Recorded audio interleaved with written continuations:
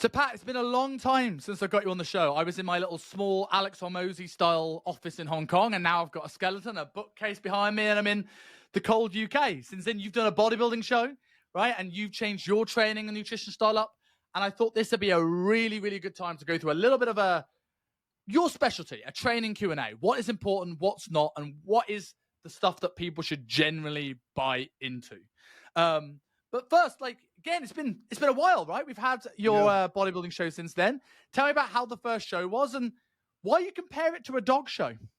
Yeah, so it's been a while for me in general with doing interviews, and I just took time off in contest prep from doing all this stuff because I really knew that with the extremes of dieting and the way that I like to focus on things, I just didn't want to be bothered with anything. And it was just cutting down on any sort of outside stress that I possibly could, so I could just be as simple and focused as I could be, which I like. I just enjoy living that way, and to tell you the truth, it's almost like I like to do enough of this stuff so that I can have enough money to be able to not do anything.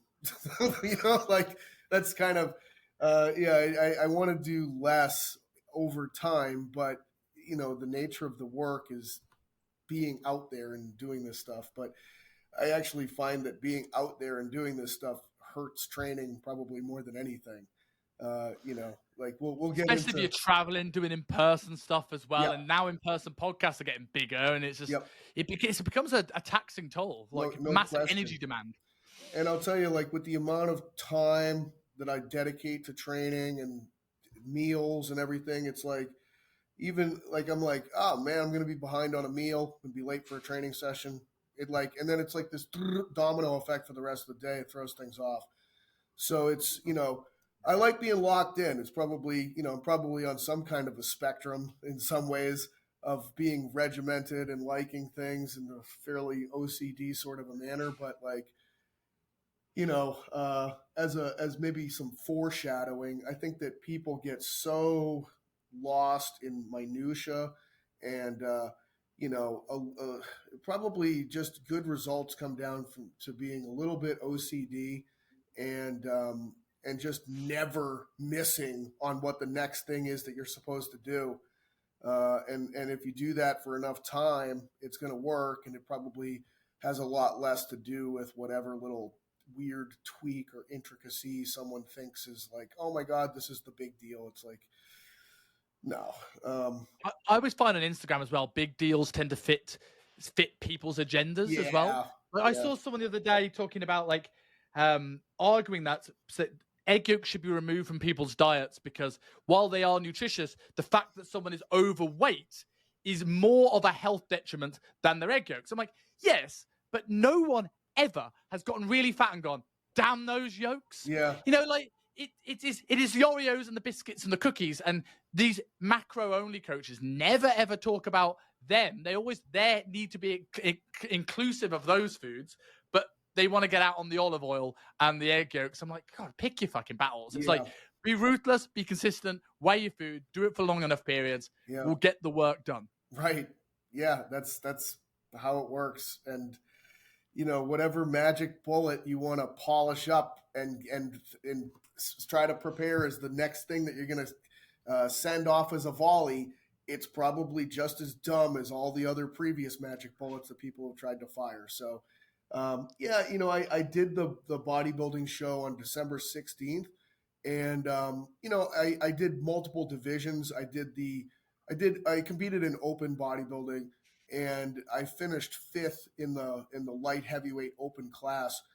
And it was what I realized was it was the biggest amateur show in Florida, and Florida is a big state, highly competitive. It was just a very good contest. It was like the people that were there were good competitors. So I wanted to win.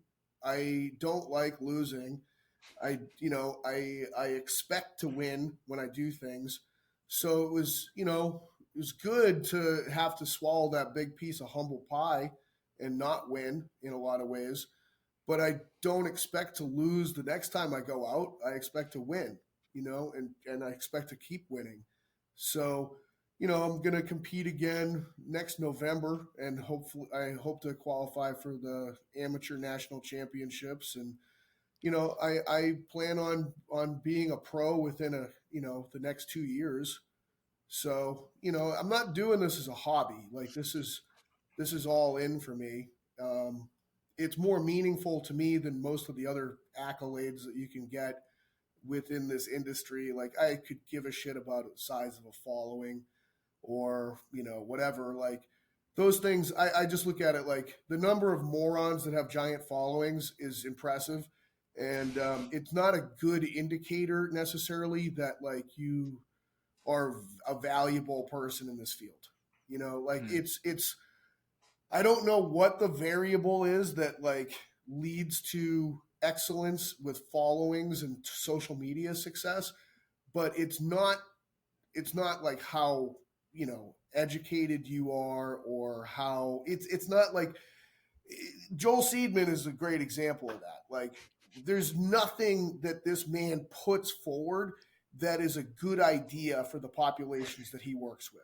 Other than I remember, sorry to cut you off there, but it strikes me when I used to work in a Virgin Active in the UK, and this before I knew anything about personal training.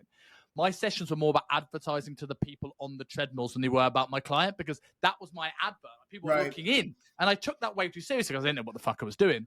So I was like, I do a little sprint, and then I'll do a few burpees, and then I'll do a box jump for 20 times onto this platform, and I'll have a kettlebell on top, and I'll do a swing on there, and then on the next one, there'll be a Viper, which will be clean and pressing, but on the box jump, right? Because, added danger helps fat loss. Absolutely. And then I look at those programs, I shudder. And then I look at Joel Seaman's work on Instagram, and I go, you've got 17 bands, you've got a trap bar on your head, you're standing on a balance beam, you go into 90-degree angles. I'm like, is this more for Instagram? Like, if I went and watched you train people for a day, do I see this shit? Or are you just trying to appeal to us and be clickbaity? Yeah, I mean, who knows? But ultimately, like, I like what I'm just trying to get across is like basing your success or I don't know any like value on a social media metric is not really it's not indicative that you are excellent at anything other than social media. Being good at social media means that you're good at social media, and it has no necessary carryover to anything else. It's like a specificity game again. So do you think the fitness industry are getting caught in that too much? Like one of the first questions I had for you is like, if people are in this scarcity mindset, and you've often spoke about that the consumer doesn't know what a good fitness product is. It's often referred to because Steve's my trainer, Steve is good. Why is he good? I don't know, because I don't know any better. That if it doesn't generate necessarily leads being smarter than enough, why should trainers prioritize their education? What is the argument? Well, here's the thing, like social media has more perceived value in the masses than any other variable. So if you are looking to impress or create a good image of like how other people will think, like, the again, like I said, perceived value, like a larger following on social media will demonstrate to most people that you are really good at your job. More than anything, more than I think a degree, so it's not that I don't think I'm wrong about that. I don't think I'm missing that. I just think it's an inaccurate marker. Agreed. Okay, so to me, it's like I want my social media presence to grow because it will help my business and my perceived value, but it is actually, from my perspective, less meaningful about me for me compared to becoming a pro open bodybuilder. Like, that means, like, if I become a pro, it means that, like, God damn, did I do some serious work in a 3, 4, 5 year period of time. Like that is dedication. That is like, you can't fake it. There's no mistakes. Like you trained and you dieted and you locked yourself in. And do you think there's been an increase in your social media following from the time where you used to do sort of like purple and pink squares with information text about being better as a coach, compared to now where your Instagram is very heavily, this is what I'm doing, this is my story, lead from my example. Like, have you seen a shift now between this educational content that you really leaned heavily on 2, 3, 4 years ago to now where it's more my journey? Do you feel that one succeeds better than the other? No, I just think that things get stale really fast, and they get stale faster as we go into the future. So, if you don't have some level of variation in what you're putting into social media, you're going to quickly become ignored. Yeah. So I'm always trying to, go with new things and see what works and experiment. And,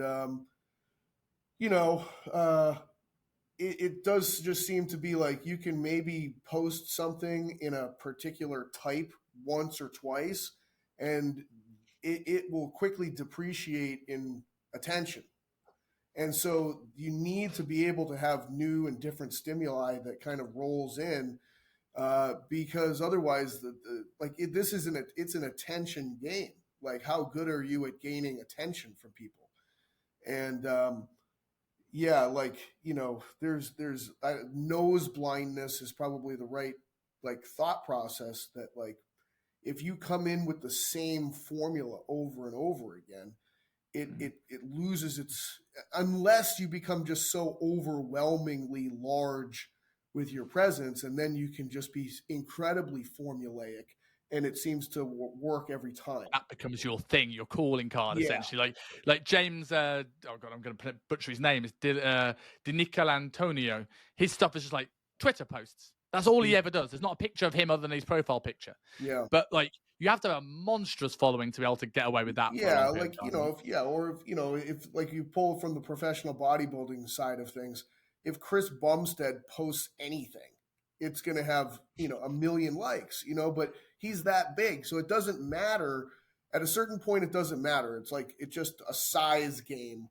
And once you've reached critical mass, you could literally take a dump on a piece of paper, or take a picture of it, post it with no caption, and it'll get 1 million likes.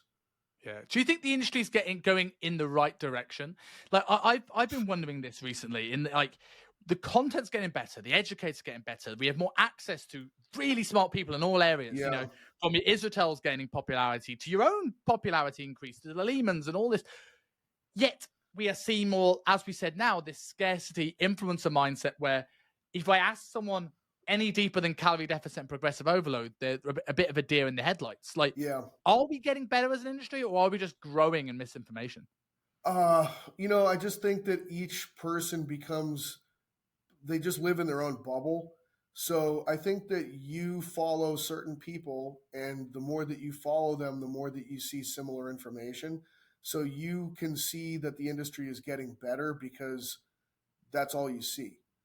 And who knows what other people see, because everyone's social media is like their own little mini universe. So it's really an unknown thing in my mind. It's too big of a world to have an appreciation of the totality of it from whatever tiny little corner it is that you look at. To me, it just reminds me of the environment with animals in the world, where it's if you live in the UK and you see the animals that are present in your local environment, and you conclude that all animals are like that throughout the entire world, well, you're just completely mistaken. There's weird shit that lives at the bottom of the Marianas Trench with a fucking headlight and crazy teeth that you're like, what the fuck is that? And then there's, other bizarre animals in swamps and Arctic conditions. And it's just so divergent depending upon where you are and what your perspective is, that I don't think there's any singular answer to it, Mm-hmm. Yeah. So going into the education realm of here, you mentioned a number of podcasts, and a lot of the times we've spoken, it's a very systems way of thinking. I think this is where we are sort of align in our thoughts, and partly in my case, inspired by the work that you've done. Why is it important, maybe for these guys that don't know anything more than calorie deficit on social media, for a coach to have a way of doing things, a system to work from? And how did you come up with yours? How did you come up Yeah. with your pillars? That's a great question.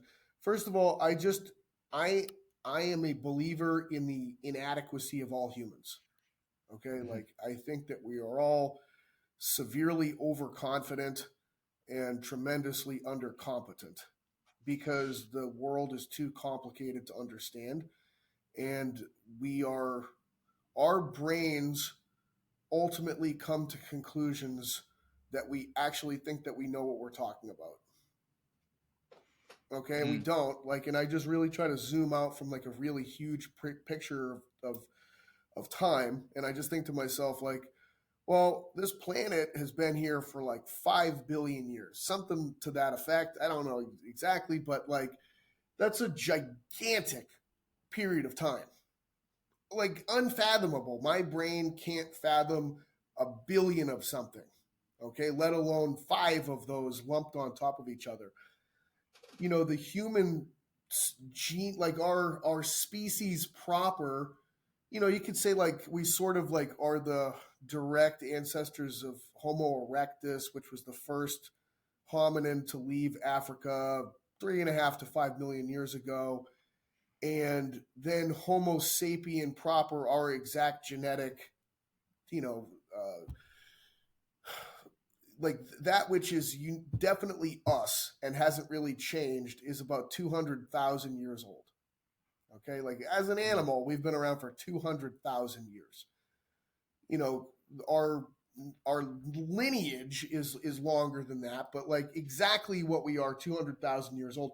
So 200,000 out of 5 billion is like fucking nothing. Like it's just such a small fragment of that. It's hard to actually appreciate. You know, but I guess that if you were thinking about it, like a way that you could potentially comprehend it would be if you started to put it into money, you know, like someone that's worth $10 billion or pounds, okay?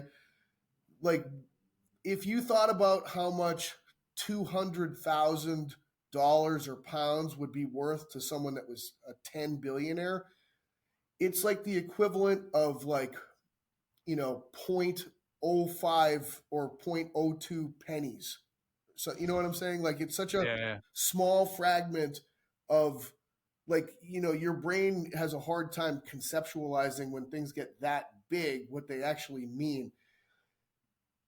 And within the 200,000 years that our species has existed, we've had like language for 20,000, 25,000 years.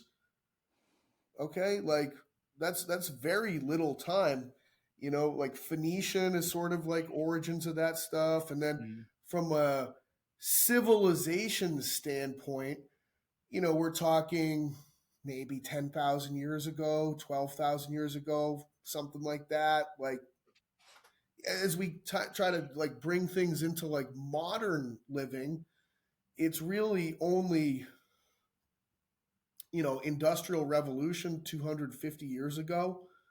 Think, you know, the enlightenment and the scientific revolution 500, 600 years ago. You know, like medicine, modern medicine, last 150 years tops. Like everything is so new that we don't have the appreciation for like how under progressed we actually are. Yeah, okay. Yeah. Like that's kind of where I'm going with it. But we're so certain about the things that we think we know. And it's like we're woefully inadequate in reality to understanding the actual nature of how things work. We just haven't had enough time. All right. And so the one thing that I bank on is that if you standardize an approach, you'll probably get consistent results. And if you start with consistency, then you can begin to make progress off of consistency. And I would say even if it's kind of wrong, as long as it's consistent, it's a starting place, and you can drive it one way or another.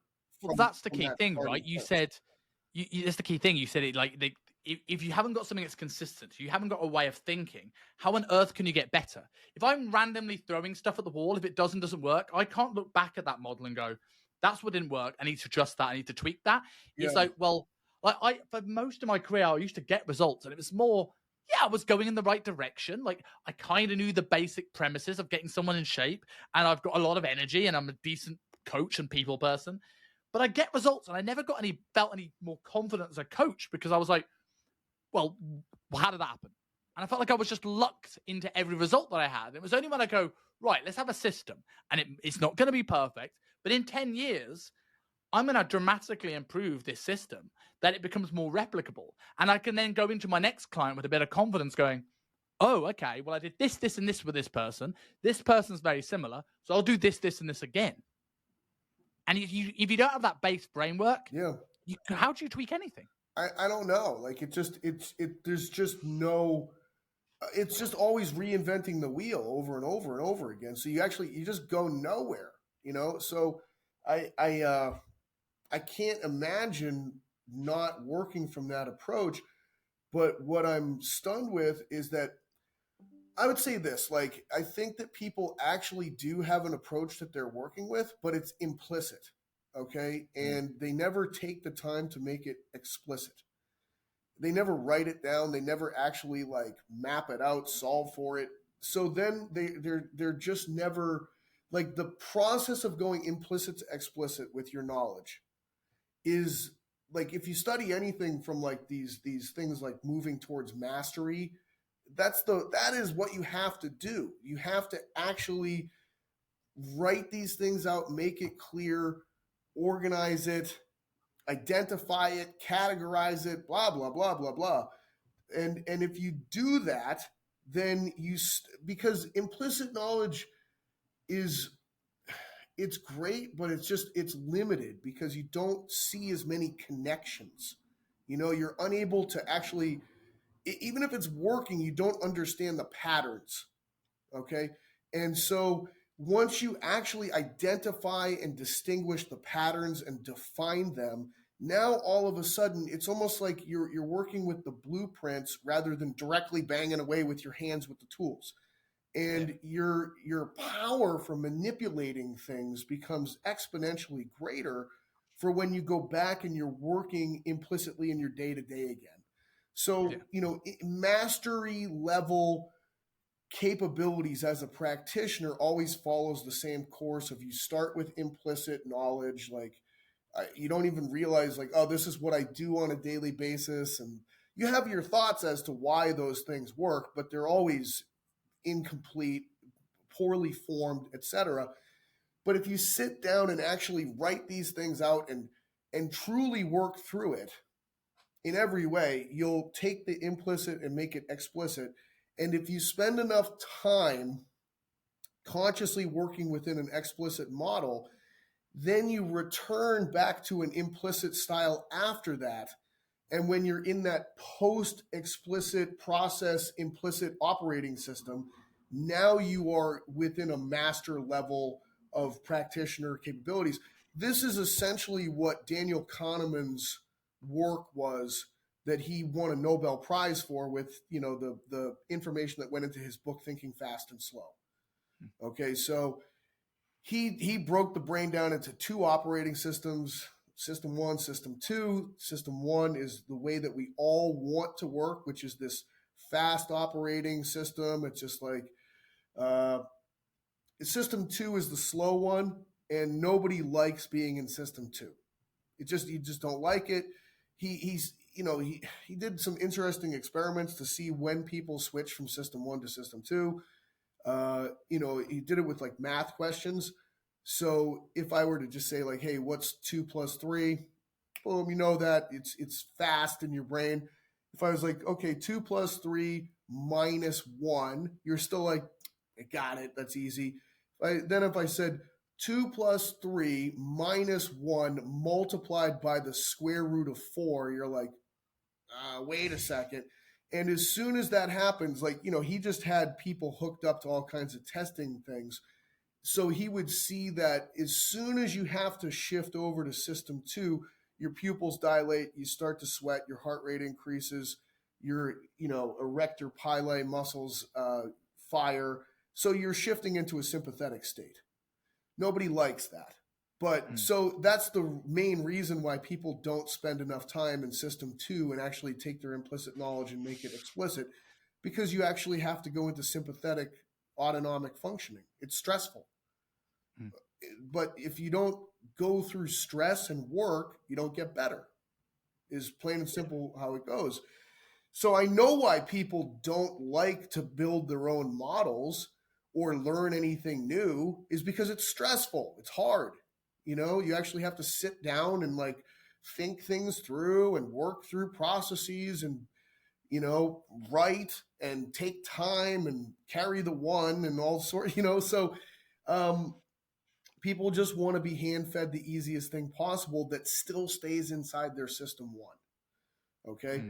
But then they're just continuing to work from a really garbage place, or at the very least, they go through System 2 one time and learn this thing. And it's like, now they've got this thing that's working. And it's like, oh, that's all I ever have to do for the rest of my career. Awesome. And it's like, well, if that's the extent of your knowledge, then that's, not great. Yeah, I always look at it like if you have an open heart surgeon, when I ever get someone who goes, oh no, every program should be written complete from scratch because everyone's a complete individual. And I'm going, but there's a method in a template here. And if I think a template is something that allows you to have more personalization, because and I've said this to a few students, and it's been light bulb moments where you're not getting caught up in the admin of program design. You can then go focus on the creativity of program design. There are some things that are non-negotiable. We can kind of have an idea of what roughly rep ranges, sets, tempos. We can kind of systemize this and then get into, right, what range does someone have here? Are they in inhalation, exhalation position? And we can modify these things in here. And if I was getting open heart surgery, would I want a doctor that's gone a trial and true method, that's gone from years of medical school, where he knows exactly what to do to keep me alive? Or would I want a surgeon who goes, well, Simon's an individual, so I'm going to start with a blank piece of paper. I'm like, fucking hell, get me away from this doctor.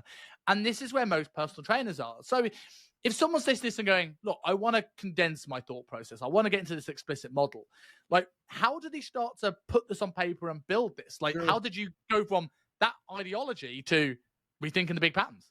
Well, it's funny because it's like, I hear the things that you mentioned, like, that would go into that template, like, you have certain, like an inhaled position, an exhaled position. And I think to myself, man, I remember when I feel like I was amongst early pioneers with figuring some of that shit out in the fitness industry. And I'm not saying that, like, I built my knowledge off the backs of people that were in the rehab world, like if it gives you to float your ego here, right? Before listening to your work, I used to watch Bill Hartman. And after he talked about Neuro Coffee being perfect, I was lost. And then I listened to your work and I came back to Bill Hartman and went, I get this. And I think that's where a lot of and again, I understand that's why sometimes people come around with the wrong things in your mind coming out of your seminars. But I think that's why. I think it's because you are the human bodybuilder approach to these really complex biomechanics, physicist approaches. Yeah, man. Like, God, it's crazy for me to see where things are now. And I probably sound like guys that were old when I was young, but like the lack of appreciation for how hard it was to figure some of that shit out, like what an exhale position is back in 2007 or something like that. If you just said that, people would be like, what does that, what are you talking about? And I actually think for the most part, people actually are still there now, but they just they've heard enough times. So they're like, oh yeah, I've heard this term. But it's like, they don't really know what the hell it means,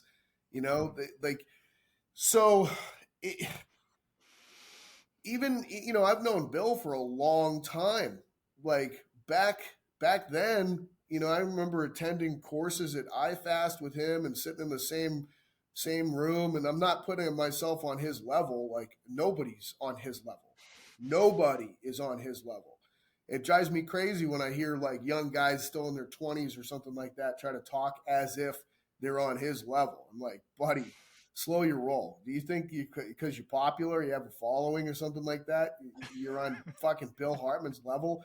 Get out of here, bro. Like, I don't mean to burst your bubble, but like, you ain't that guy. Nobody's that guy. Like that, and he has been that guy for decades. You know, you're still 5 years out of undergrad, bro. Like, you get real with yourself here. Like, this guy has forgotten more stuff than you will learn in your entire life. Trust me. So it just, I'm just trying to make the point that, like, we ultimately end up taking for granted the things that someone broke their fucking back to understand in the first place and to make easy for you to understand. But the shit that they went through to try to get to this level of understanding, I mean, even things like, you know, when you say like, oh, you know, it's just a macro designed meal plan or something like that. It's like, let's think about that, what that actually means. Okay. Like, some crazy bastard had to, like, you know, have this calorimeter back in the day and like burn these things and understand that these are units of heat, and then like discovered that there's like building blocks that hold food items together that ultimately end in that thing. And like, they measured this. How do they even measure these things? And now we're just over here at the other end of it. And it's like, oh, of course, this is just common knowledge, but it wasn't at some point. And so I always look at, like, where are the holes in the game right now that people are totally missing, that somebody has to go out and make explicit and actually break down and figure out and then reassemble on the other end, so that they can end up just being pissed off when somebody 10 years from now that's 23 years old says it as if it's like a throwaway statement, you know?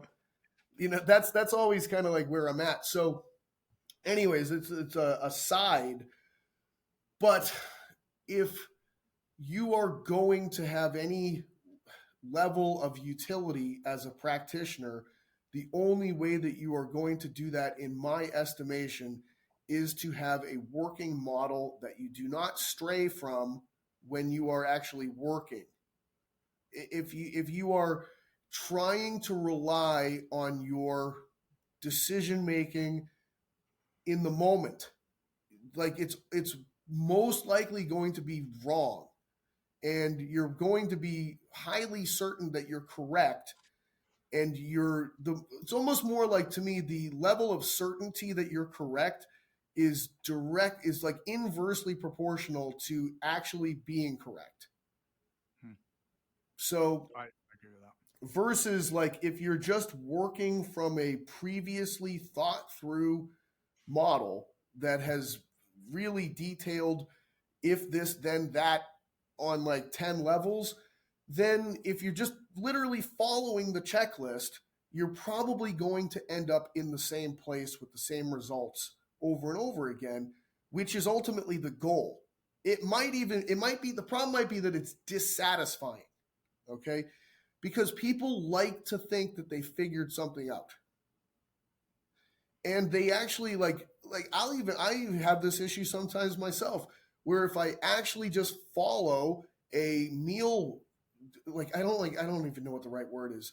If I use scientific eating, which means that I know what the food is, I measure it, and I plot it out in terms of it being this many numbers of grams of protein, carbohydrates, and fat.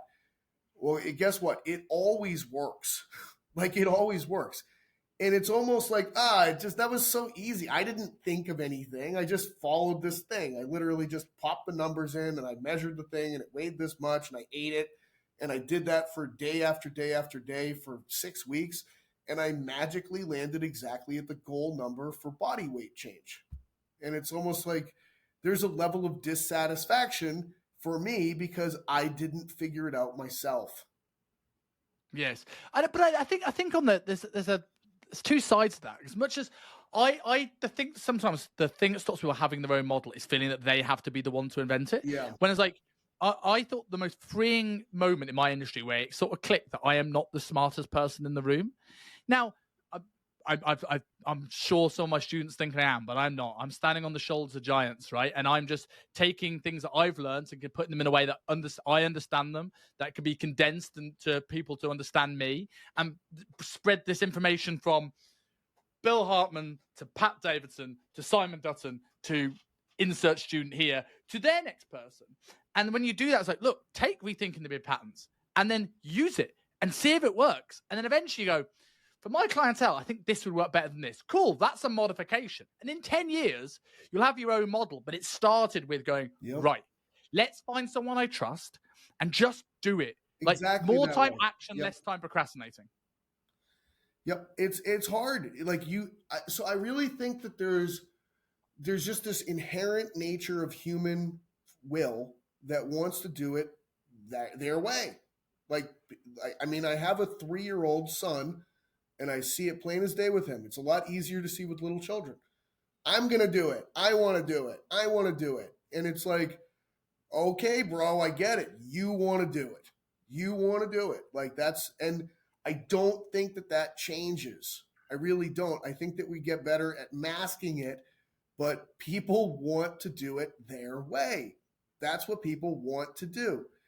As a personal trainer, that's really hard as well, right? Because if we think about Bill Hartman being an expert in biomechanics. Now, I'm sure if I went and spoke to Bill Hartman about VO2 max, he'd probably be incredibly smart. Yeah. But he wouldn't be Joel Jameson. Right. And so when we start looking at this, like as a personal trainer, which is a term that I think not enough coaches use now, because you want to be a physique coach or a bodybuilding coach or insert life coach here. But you need to know psychology, you need to know communication skills, you need to know functional anatomy, you need to know functional nutrition, you need to know calories and macros, you need to know systems, you need to know meal plan design. We could go on forever here. So like, if you're trying to do everything yourself, you're slowing yourself down. 100%. Like, lean on Joel Jameson, lean on these people that know these topics better than you. If you want to be what is for most clients, unless you're the educator, if you just want to be the best coach, you need to be the jack of all trades. You don't need to be the master of one. Right. I totally agree.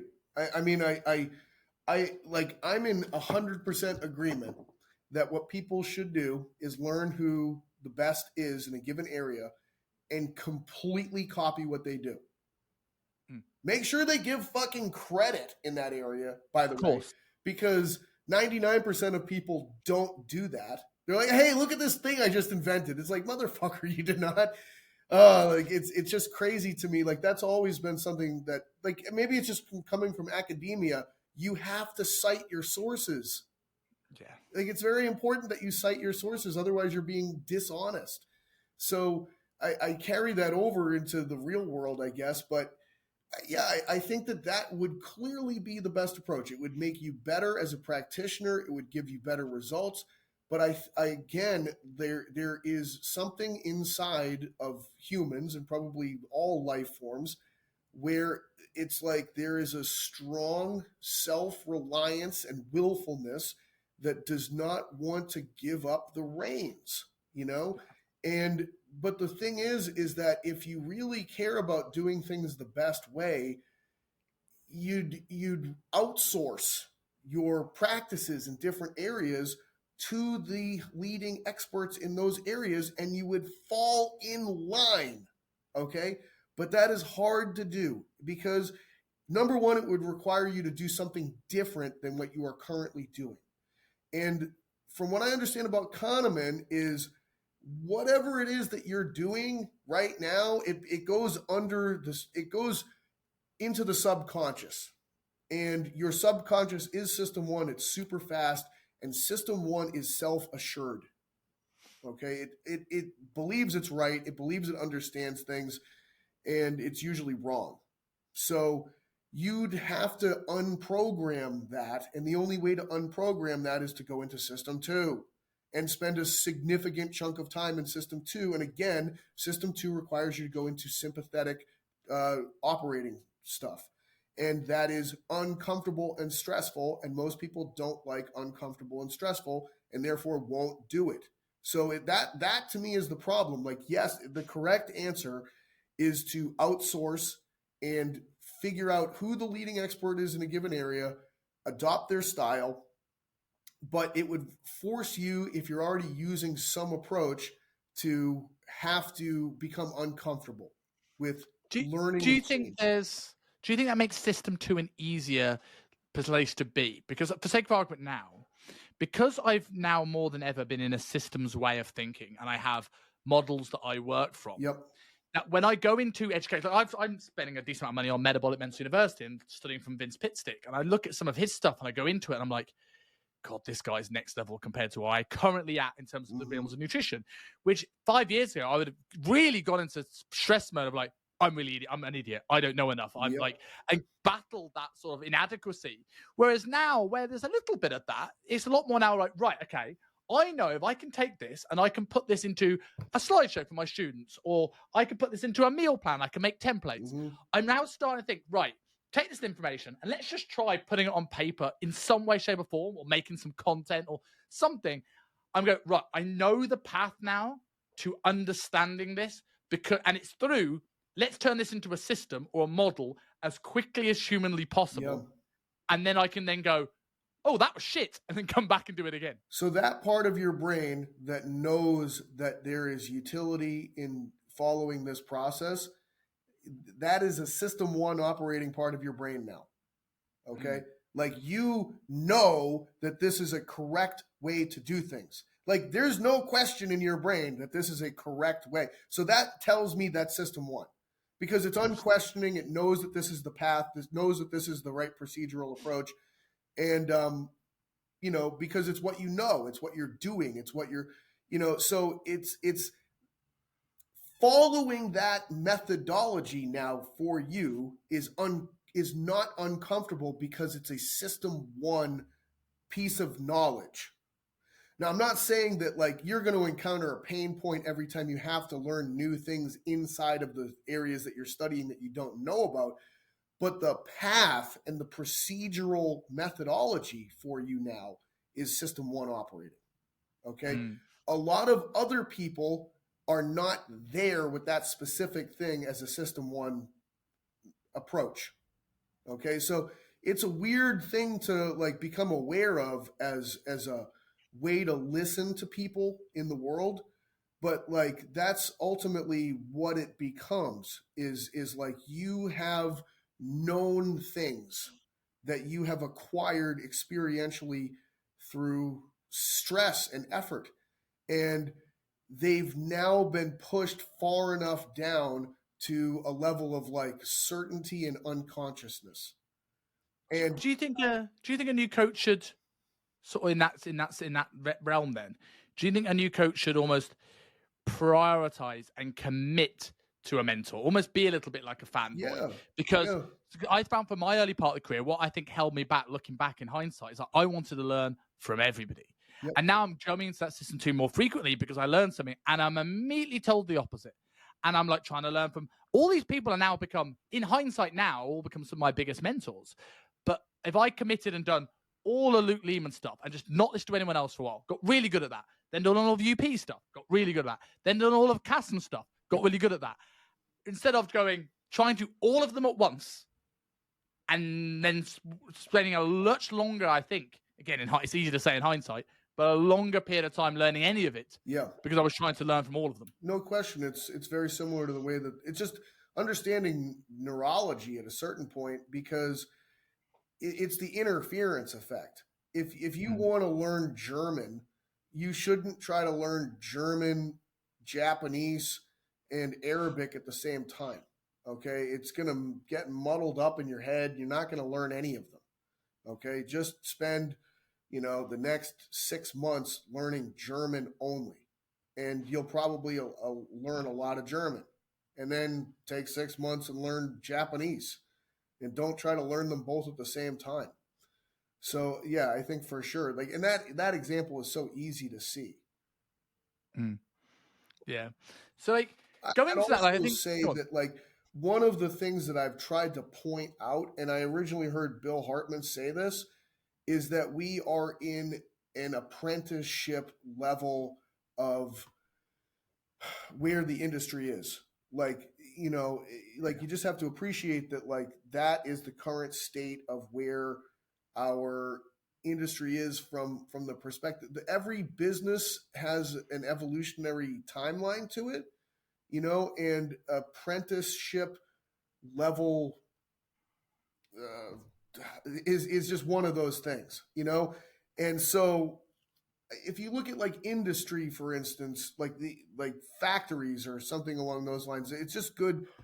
The assemblage of chairs at a point in time was done by a master craftsman in a village. Okay. And then that master craftsman would have to have a son or, you know, someone to pass that craft onto. And that's how most of the time of human life in the modern age was spent. Like you'd have the one guy that makes shoes and the blacksmith and the fill in the blank in the village.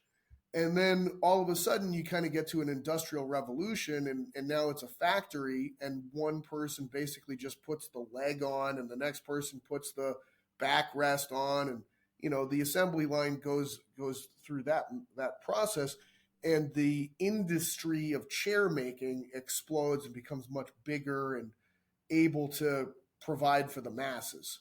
Okay, that replaces the apprenticeship level of that industry. Okay, so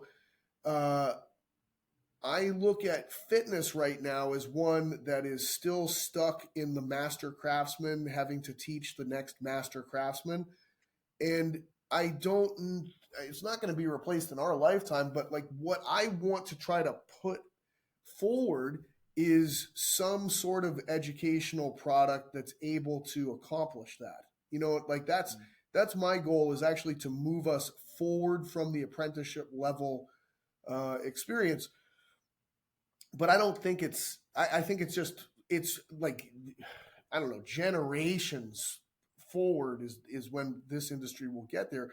And because like medicine is still in an apprenticeship level thing as well. Like you have to do residencies if you want to become a particular kind of surgeon or something like that. You have to, you know, if you want to be a neurosurgeon, you have to go and do a residency with a master neurosurgeon and watch, observe, and learn from them and be instructed by them.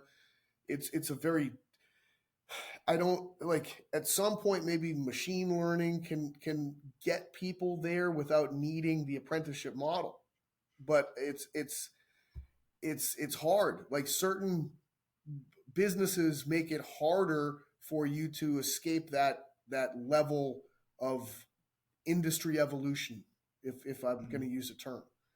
Do you think things like Carbon Diet Coach and the RP app, for example, is that next level where they're auto-regulating things? I think people still want that personal touch and that accountability, but like the fact that Mike's app can now adjust your load based on how you feel and how we can adjust your calories based on how you're progressing without the need for individuals. I think before we see that automation truly take off, I think what we'll see is start to see a downtrend in shit coaches. Yeah, I generally think this is the year where we're going to start to see the shit coaches that are just focused on Instagram growth start to peter out, because not only are we getting automated things that do their job, but we're also seeing people now listening to podcasts more frequently, and they know about gut health and they know about different diet approaches and keto and paleo and carnivore, and they're going to ask these questions.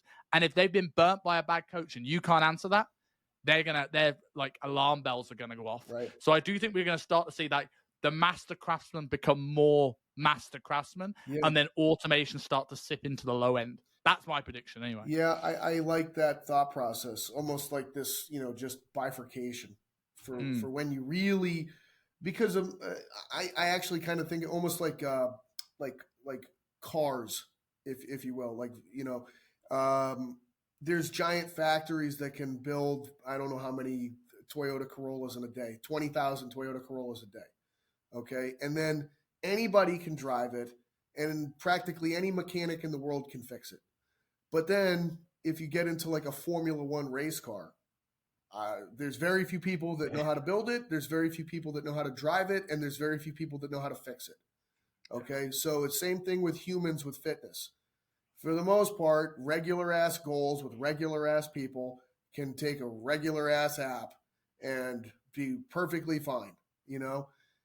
But if you get into the weeds with, like, you know, an Olympic sprinter or a pole vaulter or, you know, just any elite athlete in a super high talent pool area, you're going to need some really specialized knowledge that's probably only going to come through apprenticeship level stuff.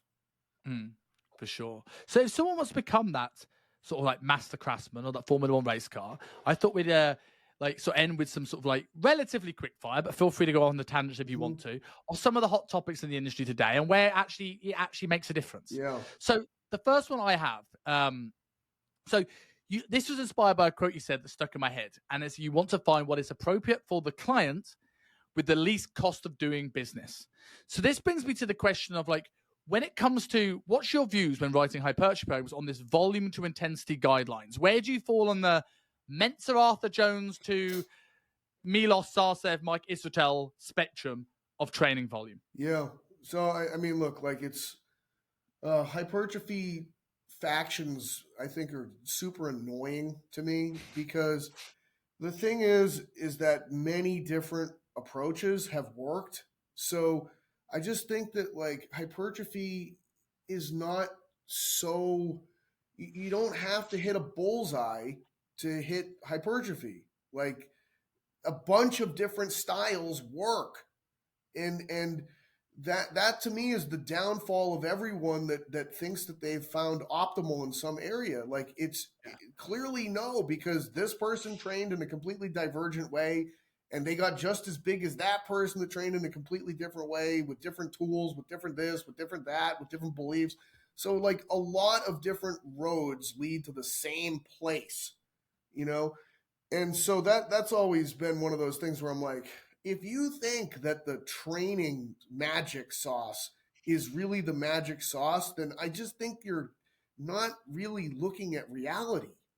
Like 10,000 different things seem to have worked and converged and gotten people to the same place. So don't put all your eggs into that basket, that there's a particular training thing that is the magic recipe for hypertrophy.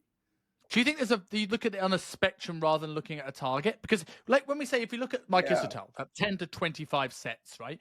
But like if you gave, let's say Jordan Peters or Chris Bumstead or like Phil Heath, 25 sets of something, it would destroy them because they're super efficient at one.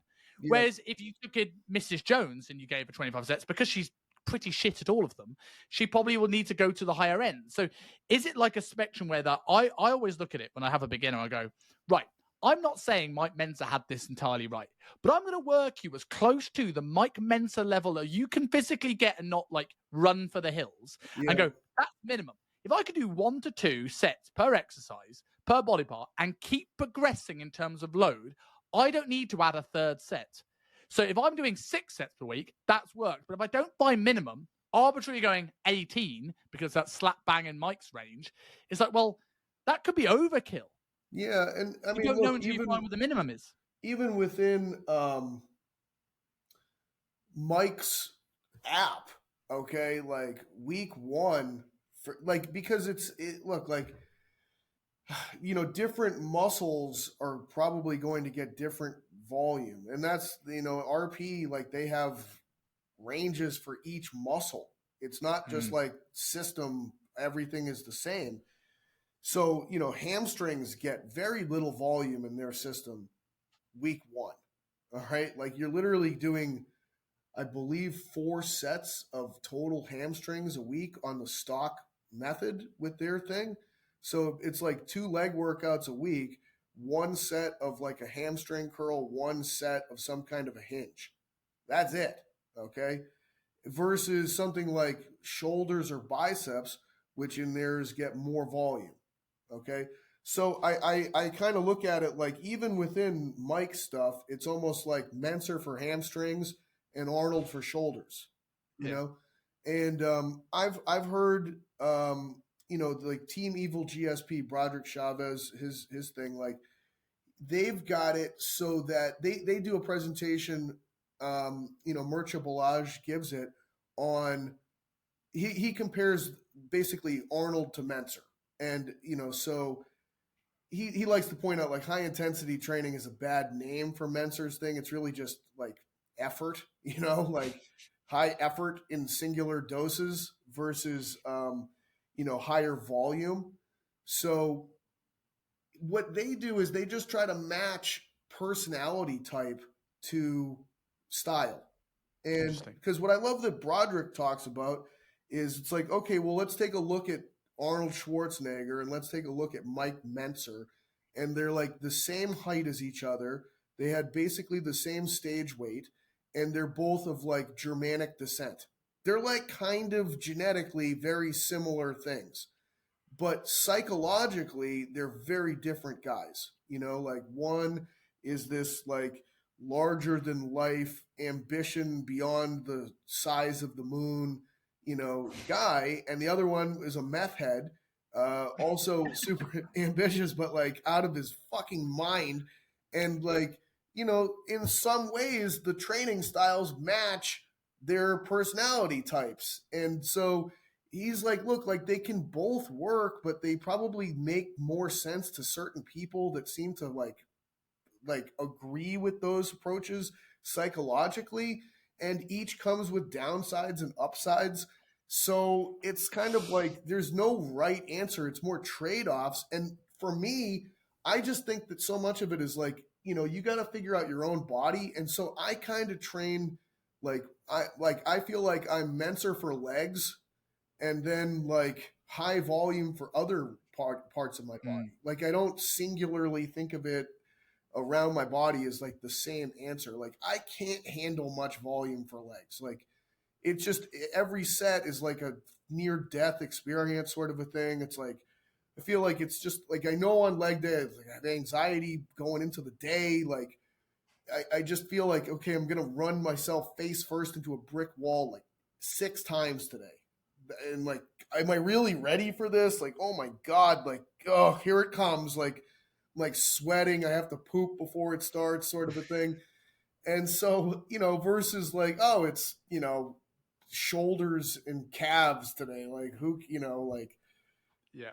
So that's kind of how I think about it. It's almost like that trial and error of like you find your base layer volume, what's the minimum effective dose for everything, and then go, do you know what? I feel really battered after leg day, but I feel like my chest recovers really, really well and it's not growing. Okay, cool. And then, okay, you've done the same tonnage as last week. Do I add a set to that muscle group? Do I add load to that muscle group? And eventually you start to like separate into this sort of routine that all works best. I know Broderick from Evil GSP, he just thinks it's all bullshit. And the only thing that really matters is drugs, He's not entirely wrong. No, I don't think he's wrong at all. Like, it's like, he doesn't even want to hear about different training styles and lengthened positions and whatever the hell. It's like, if you just go back through time and you see people that are like bigger and outliers, it's always drugs and, genetics and drugs, right? Yeah, like that's just we're overcomplicating it. But some people get better drugs or take more of those drugs, and we're just giving everything else too much credit. I mean, food. I remember. Food is also. I just think food is super important, but like, just check the fucking box for training. Yeah. And then like you're gonna get way more out of food and just like being consistent with eating. Yeah. I remember I went to a while back. I paid for a 5-hour mentorship with Tom Hibbert here in the UK. He's more of a strongman powerlifter sort of guy. Mm-hmm. But I was like, I want to learn everything you do about hypertrophy because you put people through hypertrophy cycles. He's very Poliquin-esque in terms of his program design, but brilliant at it. Yeah. And I was just like, so I want to learn his systems. And I went, in the first 5 minutes, he went, what should you do for hypertrophy? He goes, I picked the training stimulus that the client enjoys enough to train hard enough consistently. And I'm like, I've got 4 hours and 55 minutes left. Yeah. And that's just started talking about strength. But it is true. Like we can get caught up on what quote unquote optimal. I had a similar thing. I went to a seminar with Luke Lehman recently, and he caught me saying the word optimal. He went, define that. And I was talking about proximity to failure. I went, well, Chinese weightlifters don't go anywhere near failure. Are you going to tell them they're small? And I'm just like, no. Mm-hmm. And you realize as you said, there's so many roads to that same place. Yeah. So you mentioned length and range stuff. This is the buzzword of the industry right now. Yep. Like, does this matter? Like, are we going overboard with the length and range stuff, or is there real method in this? Look, I mean, I think there's enough research at this point in time that demonstrates that, the lengthened position is the most potent part of the movement for stimulating hypertrophy. So, where I think people are missing it though is they're thinking just length, but what has to occur is it's length and a resistance profile that challenges the lengthened position. Yeah. So what I mean by that, I'm going to try to not use too many technical terms, but the study that I think is the easiest to interpret on this was preacher curl versus incline dumbbell curl. Okay. Cool. That's where you were going to go. Yeah. So the preacher curl blew the incline dumbbell curl away in terms of hypertrophy response. And what happens is when you're doing a preacher curl, as you lower the weight is horizontally moving away from the elbow joint. Okay. As something moves further horizontally away from the joint, it's more challenging for the muscle as that occurs. Like if you just think like you had to hold a sack of cement in front of you, you'd try to hug it in close to your body. It would be easy on your shoulders versus holding it with straight arms as far away from your body as possible. It's much more difficult to hold it out there. So the horizontal distance between where the load is and where the muscles are and the joints are that have to deal with it matters. And the equation is literally load times horizontal distance equals torque. Okay. And torque, muscles respond to torque. They don't respond to load. Load is half of the equation for torque. So it's load times horizontal distance. So some exercises feature horizontal distance increasing as the muscle stretches more and more. Those seem to be the exercises that really promote growth. Now, things like hinging and squatting and pressing do that naturally, all right? As you squat, basically the weight stays in the middle, stays over the midfoot, but the knee moves forward and the hips move back. And the further that the knee is moving forward, the more torque is going to be placed on the quadriceps. The further the hips move back, the more torque is going to be placed on the glutes. Okay? Just horizontally, that's what happens. As you squat deeper, knees and hips move further horizontally away from the midline. Okay? So that naturally leads to the squat being this incredible growth promoting exercise because it is becoming more and more challenging as the muscles lengthen to greater degrees. Same thing with a hinge. The barbell stays over the midfoot and the hips are moving back relative to where the load is as you descend. So the more that you descend, the more the hamstrings and glutes are getting lengthened and the more the torque is increasing simultaneously. So other exercises, on the other hand, feature the torque the torque increasing as the muscle shortens. So like a lateral raise with a dumbbell for the shoulders is an easy example for that. As the weight at the bottom of the exercise where the muscles are lengthened, the weight is directly under the shoulder. As you're lifting the weight up and out to the side, the torque is increasing, but the muscle is getting shorter. So it just wouldn't mechanically produce the same response. It seems that you want to find things that increase torque as length is increasing. So when it comes to that, like we can change things like going to a cable lateral raise, load the length range, has that drop off, right? Are we looking for something? Because what I tend to see now when people overdo this length and range stuff, we have all these bro bodybuilders who didn't like these very, very tiny people getting into RTS and exercise mechanics banding shit. And it becomes this tribal thing of fighting, going, see, reverse banding's dumb. And I'm like, and my brain goes, look, if you're reverse banding well, right, you put more weight on the bar, which means the load on the lengthen position doesn't change. It just means it's just more brutal the whole way through. So are we now looking to match resistance profiles so it's equally as hard at bottom and top?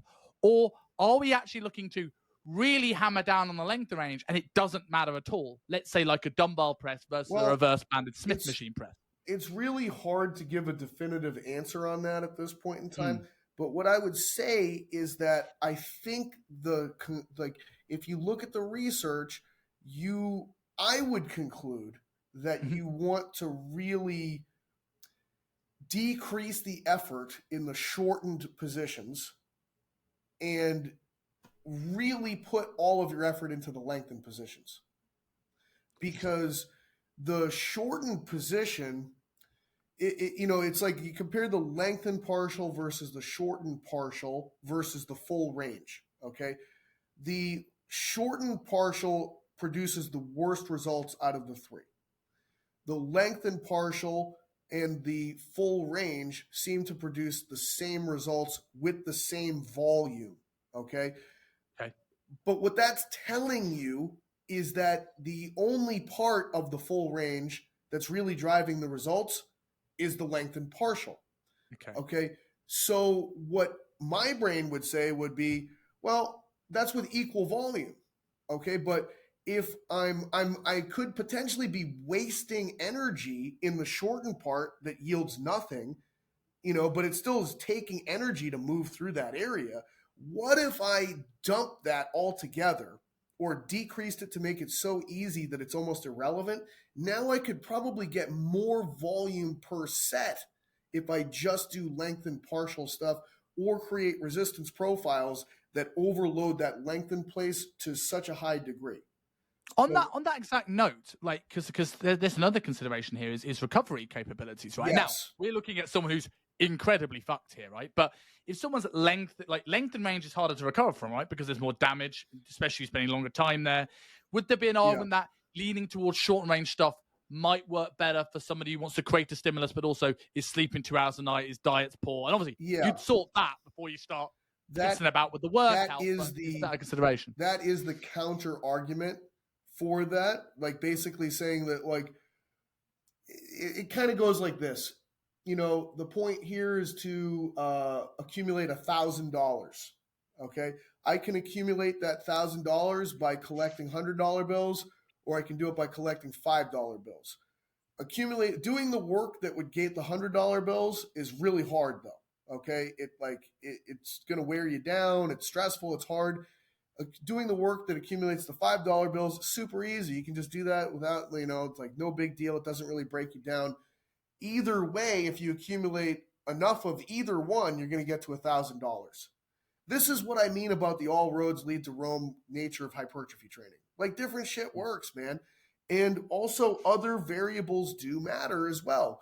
And I do think, like, if you have exercises that allow you to be externally supported more effectively, so that you can leverage off of equipment and platforms and things like that, like, that's going to lead to more force directly into target muscles. So the lengthened stuff is one factor, and there's other factors that come into play as well. With one of those factors, like the other one that people talk about is proximity to failure, right? And that you can get hypertrophy from any real rep range realistically, as long as you're getting close enough to failure. Yeah. Now, there's this talk of reps in reserve, and I see a lot of people like, you should always leave 1 to 3 reps in reserve. And my always biggest argument with that, especially with beginners, where people go, beginners certainly can't recover well, we shouldn't go to failure. I'm like, they don't know what 1 rep in reserve is. Their 1 rep in reserve is 46 reps in reserve. Right? They're not slowing down. They're like, what's next? I'm like, you're not even fucking close. Right. Do you think beginners in particular, but most people, should go through a period of time early on learning where failure is and training to it, at the very least technical failure, before they even concern themselves with reps in reserve? Like, find out where end game is before you pull back a notch. Yeah, I think the research in that area, I don't know the names of the papers, the authors. I'm always amazed at people who are just like, oh yeah, the blah blah blah blah. I'm like, I don't know how they script an Instagram reel. That's how they do it. They aren't pulling this up on a podcast or conversation. Right. But from what I recall in the one paper that looked at, they took participants and they I think they used bench press, but they had them use whatever, you know, it was kind of like, here's the way that they proposition them. Take whatever you would use for 10 reps in the gym, and let's see how many reps you can actually do with it. Okay. And only 22% of subjects were somewhere between 10 and 13 reps with that weight. The vast majority of them were able to do more than 16 reps. Okay. So ultimately, it's almost like what that shows, it kind of corresponds with what you probably observe in reality. Very few people get results that go to the gym, you know, and it might just be that the main thing that's holding, you know, 78% of the people back is they just don't try hard enough in anything that they actually ever do. And that to me rings of more truth than anything. You know, like, you just watch most people work out and they just don't, you know, you see the rare person that's just actually going for it and you're like, holy shit, who's that person? You know? And that leans into what we were saying about volume, right? We talk about volume parameters, and this is the reason why I like starting with a Mike Mensa leaning mentality when beginners, is that if you see this bell curve on research, like, you might have an outlier in front of you, but it's going to be, what's the volume that worked with the majority of people? Yep. Now, we've just established this majority of people don't even know where failure is. Yeah. So if we're dealing with people who are busy professionals, like people who are dealing with gym pop and not bodybuilders, it's like, well, they don't want to spend a bunch of time in the gym. So I'm probably better off pushing you towards, well, let's work, if in doubt, train harder, find out where that level of hardness you can actually handle before you start really wetting yourself and crying and want to run away from me is, and then going, right, how much of that do I need to do? More? Okay, let's do more. Yeah, look, I think that you got to be careful. Like, I would say, like, from a exact sequencing of how to work with people thing, it's like you have to spend enough time teaching people how to do things well, you know? And then once people are doing things well unconsciously, now you can push the other pedal, which would be, okay, you need to do enough of these for something to happen. Unfortunately, that is a shitty place to go. And it's going to be more based on like your psychology than anything else. But like, you know, if you actually, your stated goals, if you want to move towards them, you're going to have to do something that sucks. Okay. And here it, and then they experience it and it's like, it's not going to be pleasant for them, you know, but how much of that are they willing to do? Because I would simply say this, at a certain point, that is going to be something that you've adapted to, and further adaptations would require more. All right. Like, and more means more number of exposures to that level of shittiness. At a certain, I am seeing more and more that people are like, volume doesn't matter. And I'm like, fuck you, it doesn't matter. Of course it matters. It's like, of course there needs to be magnitude, but there has to be duration of that magnitude. Like, exposure and strength of stimuli are both relevant factors for creating a response in anything. Yeah, I agree with that. And I'd also, I think the point that sort of I'm getting here, I think that study you brought up there showed it, is that whereas a lot of times people are online talking about the volume parameters, which of course is important, but I'm like, people are way more off the mark with the intensity component than they are the volume component. Like, more shitty volume in the beginning doesn't get better results. Better intensity will always, even at less volume. It's like, get that right first, and then we can have this argument later. Yeah, I'm totally there. I would just say the same exact sentiment applies to volume, okay? Like, people think that all that matters is intensity, and it's like, no, you have to check that box first. But trust me, that fucking volume box is going to be a monster if you can check that box. You think that thing's easy? God, no. It just means that you have to do the thing that sucks over and over and over and over again. And you know, it's like, you don't have the stomach for that yet, bro. But trust me, that is going to make a difference. So, like, going into another thing that often people talk about in terms of is mobility at the moment, and it's more as times that more people are moving into more of longevity goals, like Peter Attia has now become popular, and conditioning, mobility, and things like this has become almost as much of a talking point as being jacked and looking good naked. And you did a post recently about stretching being useless. Some people do it because it's easy. Like, is the alternative here of like something that actually moves the needle, being more leaning into this length and range work and getting the nervous system like, I'm all right here? Or what are people missing? So I think there's such a difference between, like, when I think of flexibility, it is literally just like, what is the potential of the joint to move through range of motion? Yeah. Plain and simple. And I think that what people do from a stretching or flexibility practice, whatever it is they just simply get more skillful in moving through whatever motor patterns it is that they're doing. But the actual joint capabilities for range of motion are really not changing significantly. It's particularly based. So I think that that's where people delude themselves with this stuff. It's like you're able to display things that are more impressive. You can do a deeper lateral squat. You can move more towards a split. You can do these things. But if I put you on a table and actually assessed your joints, they're probably the same as they were before you started doing that stuff. You've just learned how to do those things with more total, movement in the display of those things. It's like a skill issue rather than a real mobility 100%, issue. Yeah. And so I'm always like, well, we just need a standard operating battery of joint tests that we always examine, and then we can conclude whether or not that changed through any practice that you did, which I don't think it is, to tell you the truth. But I do think that you're getting better at the things that you're practicing for things that have nothing to do with changing the range of motion capabilities of your joints on their fundamental levels. You're just exposing yourself to those particular skills. And if you do that, you're going to get better at those particular skills. But then what about the things that you're not exposing yourself to? Those things aren't getting better because they're not doing them. And you couldn't possibly do all the skills and movement capabilities of a human body all the time because it's too many to be able to even think about. So what do you want to get better at? And you can probably improve the motor coordination of those particular tasks.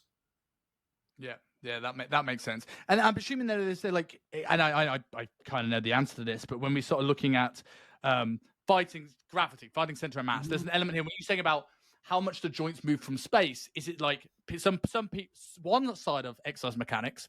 I always call it muscle mechanics, where it's like, we don't have an X-ray, let's put them to one side and let's just work around what their current limitations are. Yep. And then we got the other side, which I call movement mechanics, where everything's fixed by breath work. Yeah. And I'm asking this you because I know you're slap bang one of the best people to be in the middle of this, where it's like, train fucking hard, work around things people can do, and see if we can improve things. But like, is when you say the joint, it's not just how much the hip socket can move, it's not just how much the muscular system allowed them to move, but it's also like, if I'm in a big anterior tilt, I've now locked off space. Now I don't have access to, let's say, internal rotation. Yeah. That's sort of what we're sort of looking here, is like, well, I can, then I will go into the gym, get that skill component is getting stronger in the muscles that are going to offset that. Yeah. So again, like, I just look at it like you need a standardized battery of tests for joint capabilities. And to me, it's like a table test is that. Like, it's standardized because the table is flat. I can lay you supine, which basically standardizes the sagittal plane. Okay, like, I can lay you on your side, which standardizes the frontal plane. And now I can look at, flexion, extension, abduction, adduction, IR, ER, and I can measure it. I can actually measure what your joints are doing in those motions. And the way that my understanding of these things works is that measuring your arms and your legs through their motions is more of a window into evaluating center of mass of the axial skeleton than anything else. If there's limitations or excess of the limbs in their movements, then it's really more of a statement about center of mass not being in a great place for the axial skeleton. And if I want to solve for motion problems of the appendages, I do it by attacking the axial skeleton. Okay, and I would begin by, trying to move the center of mass in the sagittal plane, most likely backwards, because it's usually lost forwards. And then I attack it in the frontal plane by trying to move it more left or more right, usually more left. And so in that first example, you're looking at things like heel wedges, front loading, et cetera, et cetera, et cetera. Yep, exactly. But I would use something very remedial, usually a ground-based core exercise, something to that nature with a specific way of coaching breathing for that person based on their infrasternal angle shape to manipulate their center of mass from a forward-backwards perspective as a primary target first. If I believe that I've done that appropriately, then I put them back on the table and I remeasure. If you clearly did the drill right, most of the time what you see is that, wow, you really changed the appendage range of motion significantly. So it's to me, it's just like, and I am blowing through a ton of information to get to this place discussion wise. The ability for the arms and legs to move is governed around what's happening at the center of the body. And a limitation in arms and legs is an appropriate response to when the middle of the body is off kilter. Like, you don't want the arms and the legs to move too much if the middle of the body is off kilter. They're protecting the middle of the body. Okay? So your lack of ankle mobility in a squat should be happening based on what's actually the positions and the everything going on in the middle of your body. I'm glad you mentioned that, because I remember doing a consult. Very few people came to Hong Kong, right? And I did a consult with somebody who was an old Polican practitioner, and he looked at my squat and he went, ankle mobility. And I went, really? And I just showed him how much I can get my knee over my toe without my heel coming off. I'm like, my ankles are pretty good. You could just see the clock ticking. I'm just like, he had no idea where to go next, because that was the thought process he was taught. And like, there's an element here, like, I knew a little bit of some of the issues I have at the actual skeleton. I also know the fact that I'm long from the upper limb and like compared to my tib fib, and I was like, I've got him with this. But like, it's true. Like if you putting aside levers for a second, because that can get to another discussion entirely. But like, if I'm always in this constant point of falling forwards, as you say, like, well, I'm going to run out of ankle room really quickly. Not because I don't have it, but because I don't want to fall flat on my face. Right. And all the muscles that would limit those joint ranges of motion will do that because they're being smart. Like, they're holding on. They're trying to prevent a bigger problem. So, I just try to zoom out from a lot of things, and I think about, like, well, what's like the nature of biology in some ways, and like, at least with human biology, like, the first thing that your organism would have to worry about would be respiration and basic autonomic function. Okay, so and respiration to me gets like too much credit. It's just fundamental autonomic function. Okay, like, your heart has to work, you have to breathe, you have to pump things, circulate, feed. Like, it's literally the vegetative stuff that your body has to do. And so that's like checkpoint number one, because like, that has to work when you're an infant before you can stand up. But eventually, like, if that stuff is working and appropriate, now sort of the next thing that you're trying to do is solve for gravity. All right. And your body is going to go through this trial and error process of solving for gravity and getting upright. Now it would be, you've solved for gravity. Can you move through space? So I always kind of think of it as like, okay, autonomics has to be accounted for first, and solve for gravity has to be accounted for second, and then move through space is third. So whenever I'm coaching or evaluating movement, like that's sort of the process that I'm thinking about. Nice. And so yeah, then it's like, well, what do we mean by like is like respiration would be the primary thing for autonomics that's influential from a coaching perspective. Because what am I going to do to tell you like, okay, I want you to beat your heart a little bit less or a little bit like, it's just like not really a good avenue to go down. Like I really needed to close a couple of those, arterioles in your left arm right now. So, but it's kind of like you can, if you do any conscious level of breathing, if you put any constraints around breathing, you're going to make a change in the person. I have specific methods that I want to work through based on skeleton shape that I think are more accurate for leading to the changes that I want for you. So, but any particular focal breathing will lead to change for people. And then second to that is like solving for gravity, like I was saying, and like, there's just probably first tier, second tier, third tier, fourth tier strategies for solving for gravity. The easiest place to solve for gravity for a biped would be if there's just this beautiful centering of the skull over the thorax, over the pelvis, over the hip, over the knee, over the midfoot. Then it's like everything can be pretty relaxed on all sides because it's just in the middle. It's sort of swaying and in a sweet spot. As soon as it shifts in one direction or the other, clearly you're going to have to tighten the ropes on one side to adjust. It's like a sail, the mast and the ropes and the sail. And this is where the workaround crew of like, well, we don't know whether that's just skeletal structure that's causing these positions. I'm like, yeah, okay, so we might not be able to fix it. That is a very fair point, but it doesn't disguise the fact that whether it's fixable or not fixable, someone's center of mass goes forward, something has to tighten up.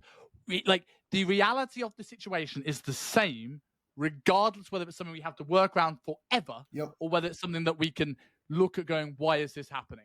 So it's like, it's still something to be aware of. And that's where I get driven crazy by the long femur, can't squat people. I'm like, that doesn't have anything to do with it, man. Like, it's just like, because they build these simplistic models of like, oh, look at this thing I built and it's got long femurs. See how it has to hinge more and like, it's like, do you think that the thigh works like that? It's a three-dimensional thing. It rotates relative to the tibia. It's not a hinge. It's literally not a hinge in the hip and at the knee. Neither of those things hinge. It's all rotation everywhere. So that's just garbage. The problem is that a taller person is a bigger sail. So they catch more wind. So it's harder to deal with and manipulate. So you have to like tie more things down and compensate more and do.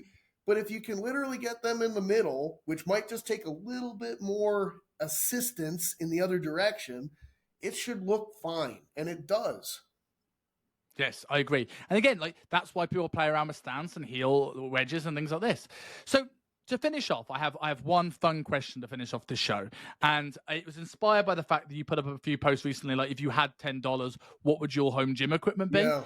And I'm like, if you had a home gym, this is going to have this, but you could only fit 7 pieces of kit in it, what would you choose and why? I'm not going to be strict on size. Yeah. If you want this to be a fucking warehouse, it can be, but it has to have 7 pieces of equipment. Well, that's a tough question, man.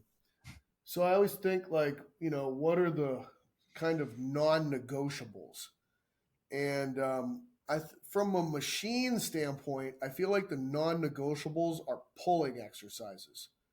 Because just pull-ups is not going to be enough to me, like even I'm 100 kilos, I can still do like 25 pull-ups. It's just like at a certain point, it's like, this is an annoying exercise. I need a lat pull down to be able to make it heavy enough.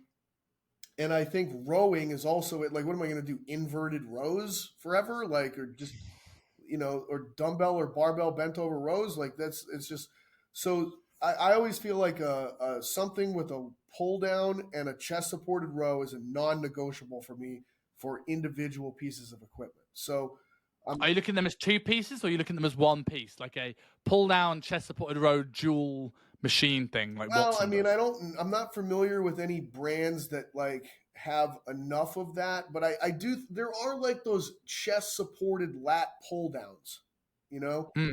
and I could see something like that being good enough for checking both boxes and changing seat height and the way that I put myself in the piece of equipment to allow for both basically to happen.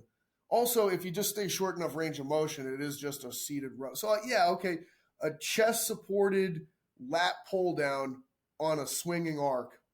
Cool. We've got our one. Yep. A rack with a barbell and weight setup. Yes. All right. Yeah. I don't know. I mean, I would go nerdy in this and put like a Prime Prodigy rack, and that takes in your pull down and row at the same time. Okay, well, I mean that's easy. Like I feel like No, I'm cheating a bit there. Yeah. Now we can literally have everything. Yeah, I mean, and I don't know like when does it stop? Like, does the bench come with? Does an adjustable bench? I'll let you have a bench. Okay, I'll let you have a bench. It's an adjustable bench, barbell, and weights inside of a rack. Yeah, cool. All right, like gotta have that. Then I think a dumbbell rack is essential, just like because I'll tell you, I hate the adjustable dumbbells. I just fucking hate them. Yeah, like me too. Find them they break. Yeah, I never want to see one after COVID. It's like small bands and adjustable dumbbells after COVID can fuck off. Yeah, so I want a whole wall with all the dumbbells, from tiny ones to gigantic ones. We go in like Watson dumbbells like Batista, where he's got Drax's logo on them, because they are the coolest dumbbells in the world. I mean, I don't even need all that. Like just a full line of the dumbbells. Okay, so where am I at? I got my pull. I'm at 3. Okay. Well, I'm definitely putting some sick leg stuff in here. Okay, because I just think here, like, the hard part for me is like.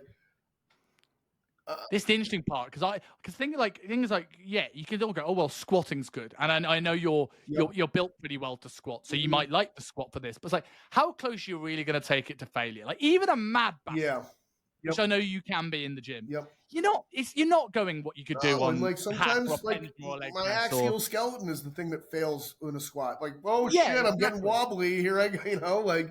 Exactly. There definitely has to be some sort of leg equipment there. Yeah, I mean, I think I'm like I would need a hamstring curl. Okay? Agreed. So a hamstring curl has to go prone seated. I understand the research for the seated because it stretches the hamstrings more, because you're in slightly more stable. You're in more hip flexion. That's all that matters about it. You're in more hip flexion in the seated. If I could get a prone that just puts me in more hip flexion. And I've been on a couple of those, so I don't know exactly what brand or what equipment, but I'm looking for a big hip flexion angle prone hamstring curl, and I'm super happy with that, and it feels like it's going to rip my hamstrings off the bone. I love that. Okay, that's cool, because I feel like I can really hold on the prone one, and I can really pull with my heels on the prone one, and when I'm in the seated one, I never feel like I can. There's an element of preference here, right? I remember when Israel was on Modern Wisdom recently, he was talking about if you had 10 exercises, and a lot of them were just like, most of my exercises were just sort of like manhood related. His why was manhood. So if you feel better on a prone leg curl, go nuts. Yeah. I just feel super strong, locked in. I can use my hands and grip, and like, so I got 4 with the hamstring curl. Yeah. So you got 3 left. All right. So I'm gonna throw some out there and see how it goes. All right. I want the Arsenal leg press. Like I love that. I don't know the Arsenal one much. Oh, it's actually it's just a copy of an older version. Like Nebula was a company. I Google it. But Arsenal just copied Nebula. And it's got that angled foot plate that allows you to be in a little bit more plantar flexion. You can go super deep on it. It's so smooth. Like nothing gives me a nastier quad response than than that leg press in the position that I like and the whole. And you prefer this to a hack or a pendulum, or? I do. I really do. You know, Interesting. It's just, look, like they're all great, but that leg press for me is just a different animal altogether. Cool. So which gives you two. I got two more. You know, I feel like it's kind of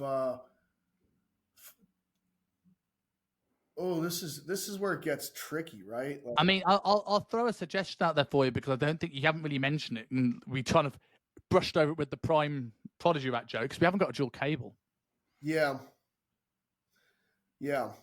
I'm like, I think that some sort of a cable rig is really essential. You know, you can do a lot of stuff with it. You know, Natural lateral raises. Yeah. I mean, I guess a cable rig where it's got like the two cables, whatever brand you want. Like I don't particularly, you know, Free Motion was the first one I kind of saw with it, you know, but like whatever a good solid one of those is, I think is critical to have because I agree. All the angles, all the things like that. And, you know, like where I was kind of contemplating was some kind of a pressing machine. You know, I was just like, do I want it to be overhead or do I want it to be more of a chest one? You know, I'm a little bit torn on that. I'll let you have an adjustable one if you think there's one that is actually good enough. Like I haven't had one that's like it's either a good chest press and a shit shoulder press or vice versa. Right, exactly. You know, so I haven't experienced one that's adjustable. I've used the Pendulum brand. They have like an adjustable one. It was hard and weird for me to. And the gym where I'm at has multiple individual overhead or chest pressing machines. So I was always like, I'm not figuring this thing out. Like it's just too much going on. Like it's too weird.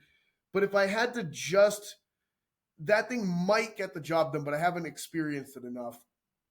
I think that probably I would go with an overhead pressing machine because I feel like I can always make it work with a chest press or an incline press, but I'm not a very good overhead presser. So I feel like I need more assistance and something that can guide me a little bit more effectively with overhead pressing.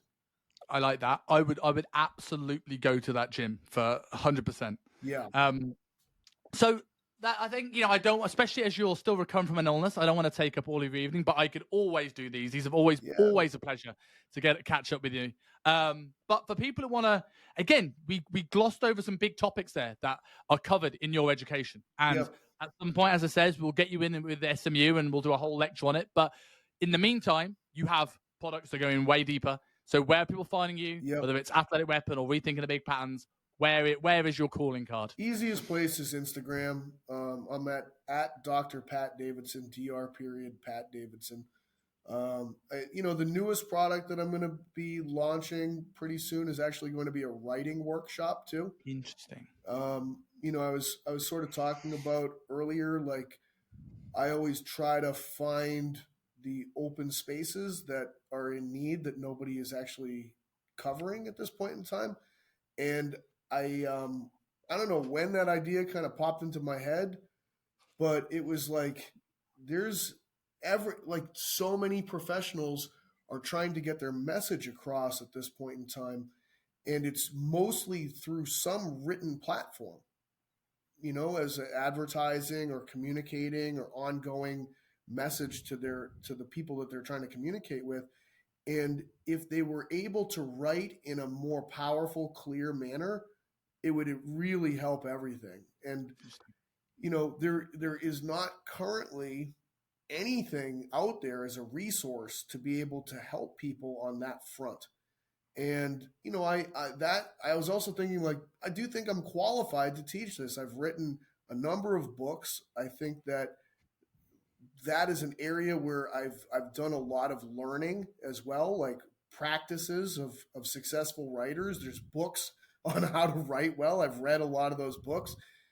So Yeah, I'm organizing a course that I'm going to teach. It's going to be an 8-week long workshop in that area, and it will give people a model to work from and principles and tools, so that they actually, when they go about the process of trying to communicate a message, they have a framework to be able to work inside.